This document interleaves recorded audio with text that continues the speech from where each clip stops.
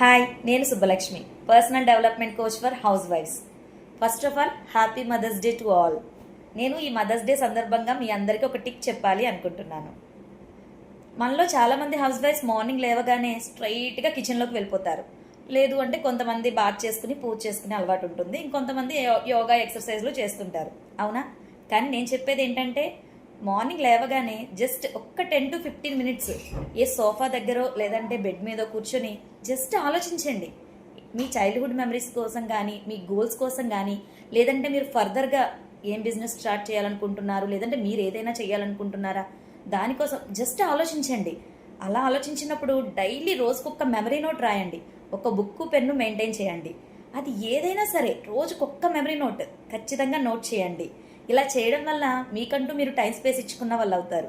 మీ goals reset అవుతాయి. అంతేకాదు, మన మార్నింగ్ చాలా ఫ్రెష్గా స్టార్ట్ అవుతుంది. ఆ రీఫ్రెష్నెస్ మనకి డే అంతా వైబ్రేట్ అవుతుంది. అవునా? ఎందుకంటే నిన్ను నువ్వు గుర్తించకపోతే ఈ లోకం నిన్నెలా గుర్తిస్తుంది? అంతే కదా. నా టిప్ మీకు ఎలా అనిపించిందో కింద కమెంట్ చేయండి. నా ఛానల్ సబ్స్క్రైబ్ చేయండి, లైక్ చేయండి. మీ స్వరం with Subbalakshmi. Your voice matters.